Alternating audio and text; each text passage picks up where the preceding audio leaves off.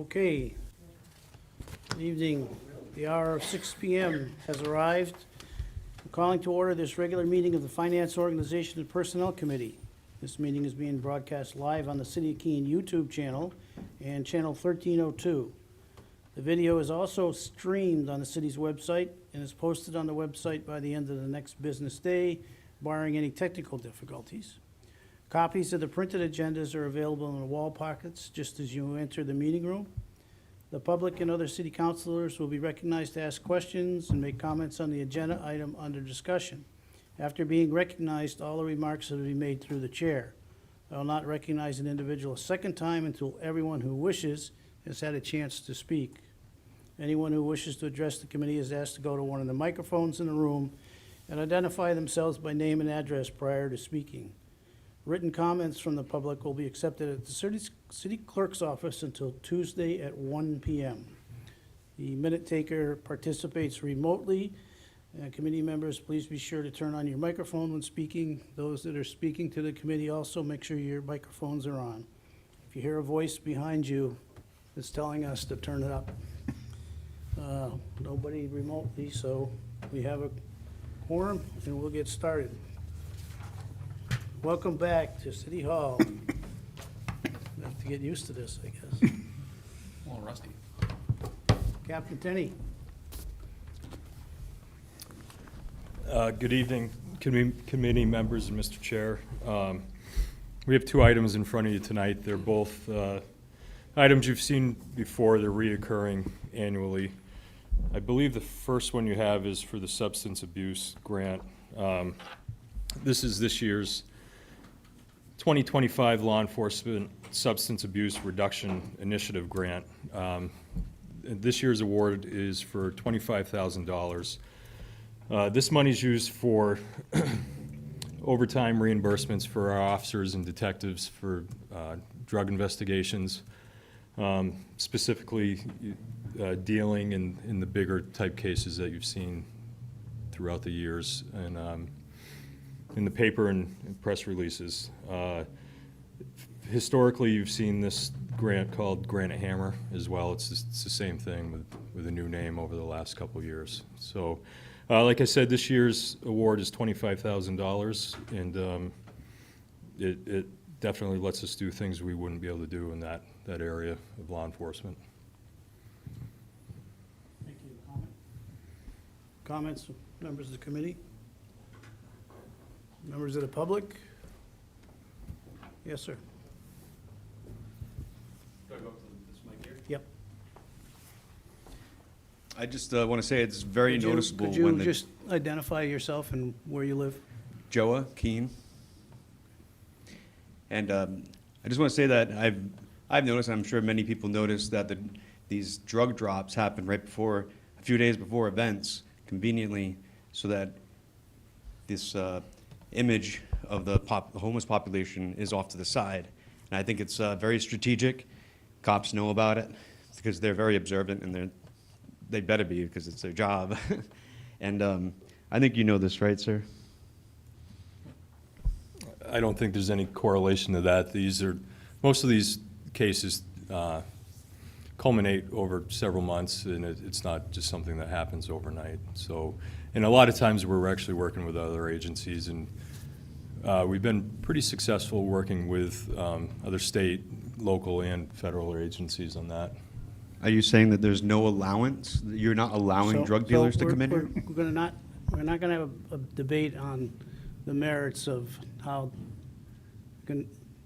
these investigations are conducted. Essentially, what we're here for is to make a decision as to whether or not the city will accept the funds that are passed through to us by the state government. I guess I'll make So- another statement. That's good. It is very noticeable. Cops know about it. I have had discussions with them on the street, and they find it eerily convenient. The ones that don't want to talk to me, I think, are the ones they're allowing. Thank you. Any other members of the public? Is there a motion? We gotta get back used to Sure. this. We're going from left to right. Move to recommend that the city manager be authorized to do all things necessary to accept and expend the New Hampshire Department of Safety 2025 Law Enforcement Substance Abuse Reduction Initiative Grant in the amount of $25,000 and FY25 project account number 70G01225. Second. Okay, it's been moved and seconded. Any further discussion, members of the committee? Seeing none, all in favor? No one's opposed, it's unanimous.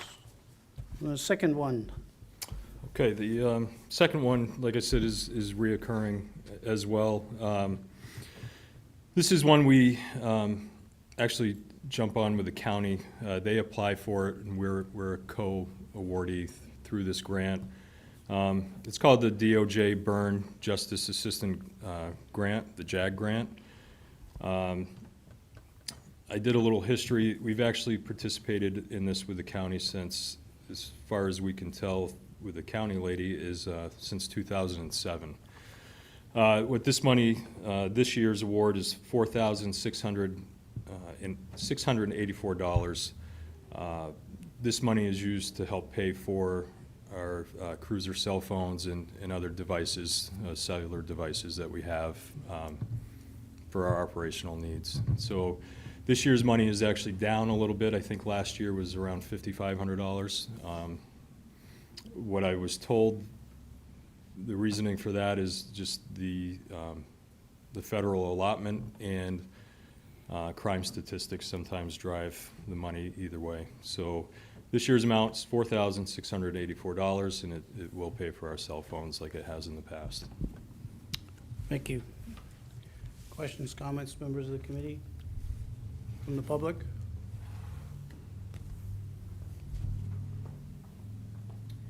I don't see why the state should be funding cell phones. However, I would make note that body cams batteries only last 7 or 8 hours, and when they do their overtime, they're not able to turn their body cams on. Actually, they said to me that once they're at 10%, they actually can't even record, so it should just be 0% at that point. But I think it's strategic that these hour allotments of their body cam don't record strategically. And maybe we should think about getting body cams that last longer, that way they can do their overtime with it on camera. Because anything that happens on that camera, there's basically the courts just allow evidence to be withdrawn, and it should be something to be considered into what he's saying about cell phone, paying for their cell phones. And I don't think it's good to allow police officers to use their own cell phones to do the body cam work and recordings, because they can actually control what stays on them on scene versus when they go back to the police station and they are forced to download all the data. So, thank you. Thank you. Anybody else? Your turn. Move to recommend that the city manager be authorized to do all things necessary to co-apply with the County of Cheshire, New Hampshire, and to accept and expend the U.S. Department of Justice FY24 Byrne JAG in the amount allocated to the city in the amount of $4,684, account 70G00225. Second. It's been moved and seconded. Any further discussion, members of the committee? Seeing none, all in favor? No one's opposed, it's unanimous. Thank you. Have a good evening. Parks and Recreation. Good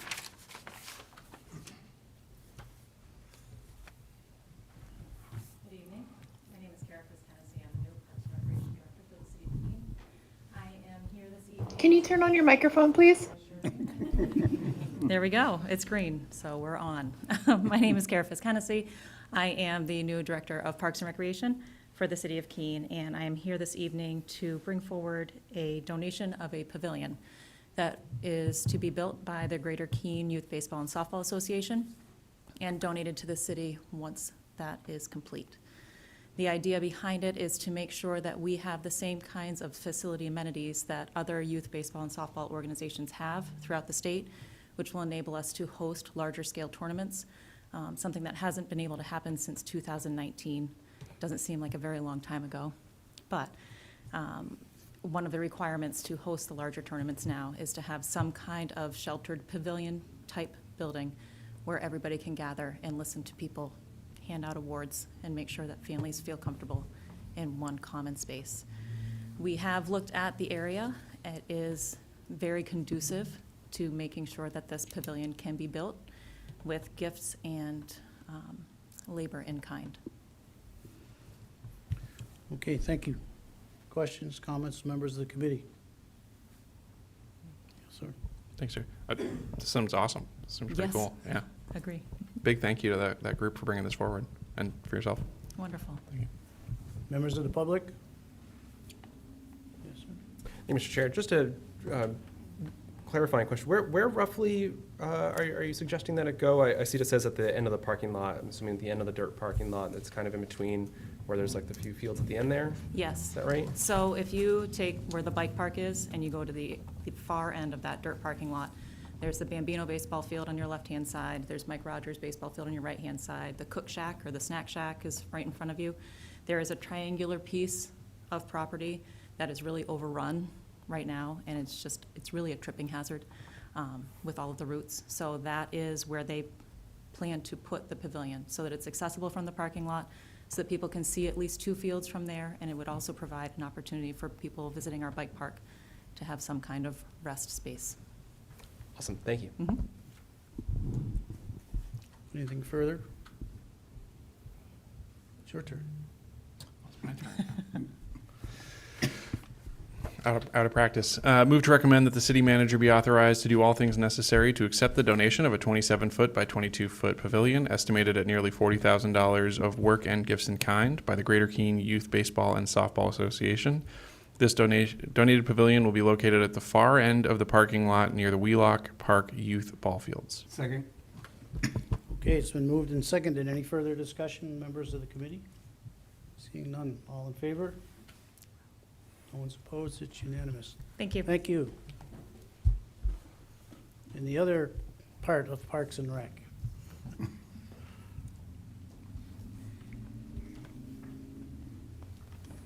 evening. Alyssa Bender, Jesse, Youth Services Manager. I am recommending that the city manager be authorized to all things necessary to accept and expend funds provided by the New Hampshire Juvenile Court Diversion Network for youth service programming. Every single year, we receive a subcontract from the state network. This network is our overarching for all of the accredited programs in the state of New Hampshire. There's about 17 of us. These funds are specifically provided for substance abuse screening that we offer to every youth that comes into our juvenile court diversion program. The screening uses questions from the PHQ, which is around mental health, and then also questions in regards to the amount of frequency that youth are using certain substances. Fortunately, this year, typically our funding ranges between $5,000 to $6,000. This year, we were offered $56,488, so a massive increase. The reason with this increase is because, one, we actually almost doubled the amount of cases that we had in previous years as of last year, and then also they are now increasing the new level of training that all diversion programs and also all staff that are related directly working with youth all have to now undergo. So this training is for motivational interviewing. It's a really fantastic way to have conversations and really keep a conversation more open-ended rather than just asking yes or no questions. So this increase in funding, it was the $50,000 specifically, is coming from DCYF, which is specifically going to help for diversion services, motivational interviewing, and just capacity. Okay, thank you. Questions? Members of the public? Colonel? Just have a question before I make the motion. Do I put the dollar figure in, or would just leave this blank?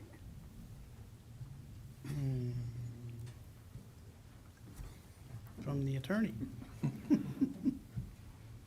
Because we usually put the dollar Yeah. figure in every year. It's true. Do we not have the dollar figure? Yeah. Okay. If you could read it into the motion, that would be great. All right.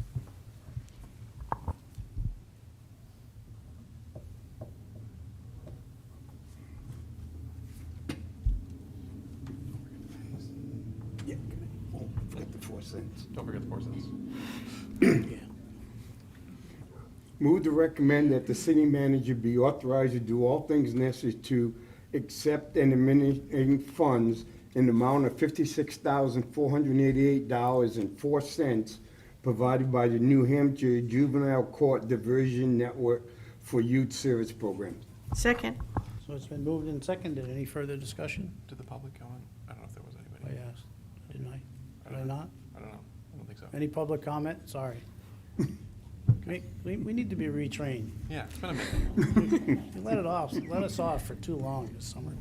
All right, Cool. all in favor? No one's opposed, it's unanimous. Thank you. Thank you. City clerk.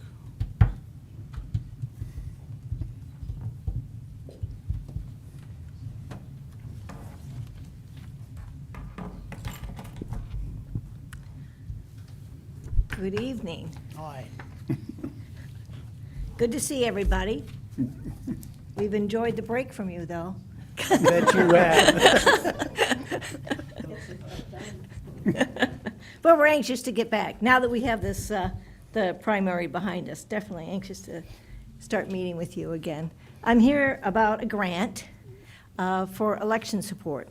So we received notice that Keene actually qualified for a grant of $20,000 to support our elections, and it's from the Center for Tech and Civic Life. And it's a nonpartisan 501c3 organization. We actually, this is our second grant received from this group, and during COVID, we also applied and received a grant, and that was used for sanitation efforts and additional security at the elections. This one has more of a equipment sort of focus, and in fact, I've given you a revised motion that makes sort of our purpose a little bit more general, but the main objectives, we actually have three. So, and they all, most of them deal with, two of them deal with some statutory changes. So we want to purchase laptops for the checklist supervisors to have at the polling locations so that they can access the statewide database from the polls. And that would give them the opportunity to verify qualifications of voters who are coming up from other communities, where they might have proved their citizenship in Nashua, they happen to forget their naturalization papers, and they're walking in to register in Keene. We'll be able to look at that Nashua record and be able to qualify them, their citizenship, without actually seeing their documentation. So that's going to be really important to us, especially in light of the governor's passage of a pretty significant legislative change today that removes the ability for a voter to provide documentation, sign an affidavit in lieu of documentation. So we might find an added purpose for this technology. And then the other one,